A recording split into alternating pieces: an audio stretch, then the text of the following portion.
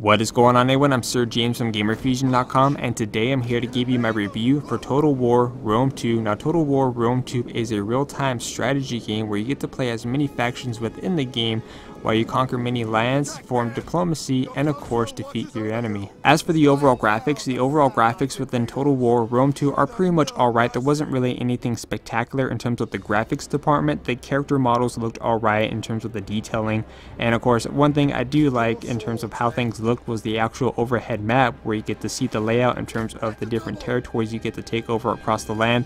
I liked how that looked.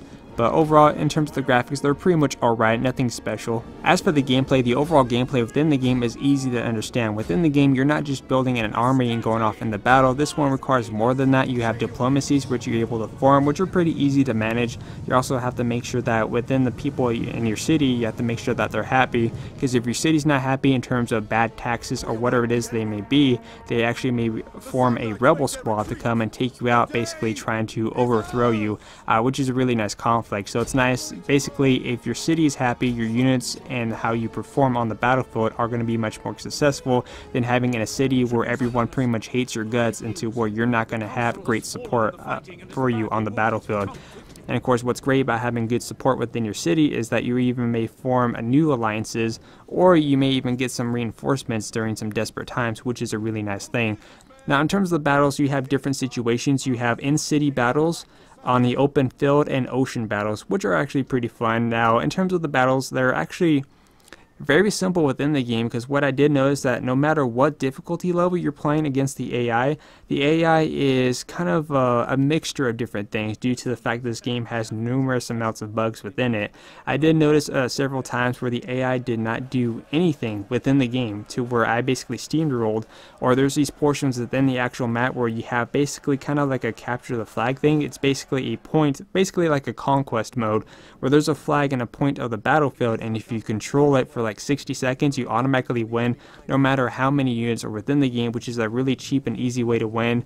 But just a few times where the enemies didn't do anything, or the enemy AI just basically committed suicide against my massive army and didn't make some kind of threat to me. But the overall battles are actually pretty easy no matter how you're playing it. In terms of the sea battles are pretty much the same way, except without the whole capture point situation, where you have ships and you could have your ships actually board your enemy ships, which is pretty cool. So you could actually take those over. So let's say if yours was about to get damaged, just have your units jump overboard onto the enemy ship and take that over after you eliminate all of them, and thus your units are going to have a brand new ship to use, or just a slightly damaged ship.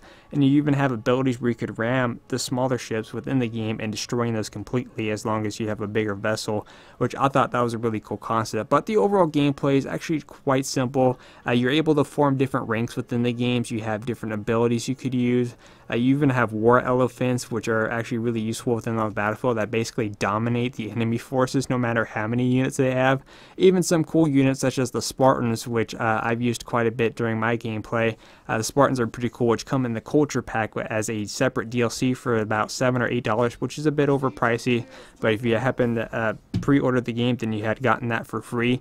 But like I said, the gameplay is quite simple. You do have online multiplayer. If you do like these type of games, then this will be a game I would recommend for the multiplayer only. The AI is not really worthwhile going for, due to the fact that the AI is completely easy, and until the game is 100% fixed and patched, then that's just the portion I would stay away from.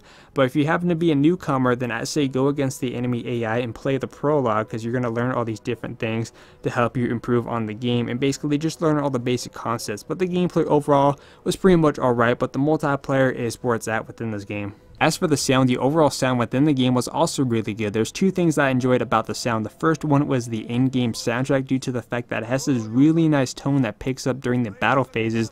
Basically, to me, it's like battle music. Once you listen to it in your conflict, you start issuing your commands to your units, it just really puts you into the mood in terms of the conflict that's going in hand during the mosh pit in terms of the battlefield.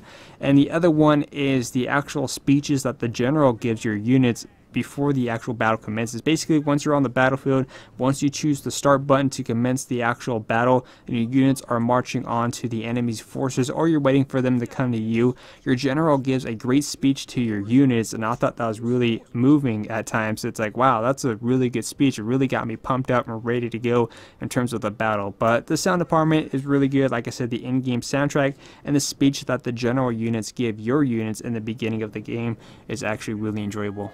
As for the lifespan, what kind of lifespan do we see in a game like this? The overall lifespan to me is okay, not really up there with some of the other Total War games. For example, Total War Shogun 2, that would probably be the best one in terms of lifespan, but this one didn't really have that great of a lifespan in my opinion. I mean, the online multiplayer is alright, but the game is suffering from a numerous amount of bugs, which they promised that will be patched as weeks and weeks go on. But to me, this felt like a beta portion of the game, or just an early alpha, just due to the numerous amounts of issues that I've been seeing within the game.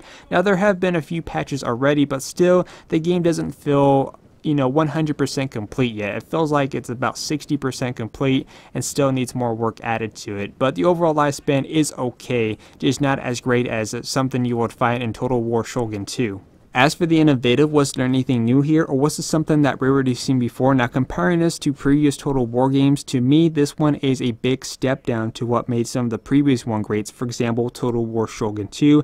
A lot of the features that weren't just added, or some features were added but were done poorly. Now, I liked what they're going with in terms of the combat, but in terms of with all these issues, to me, it feels like one big beta. Just, wasn't doing the game justice, and I wasn't feeling that Total War experience like I did with Shogun 2.